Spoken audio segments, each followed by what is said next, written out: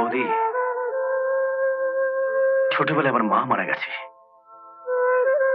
যার মা থাকে না, তার কাছে বৌদি নাকি মায়ের মতো।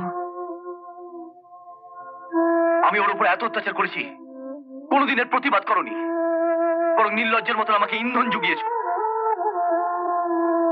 তুমি না মেয়ে, কারো বউ, কারো সন্তান। আজ কোথায় তুমি আমার গালে ঠাস ঠাস করে দুটো চড় মারবে, তা না করে তুমি আমাকে মিষ্টি খাওয়াতে এসছো।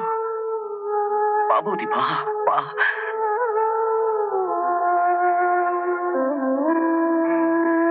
কি হলো, দাঁড়িয়ে আছো কেন? যাও।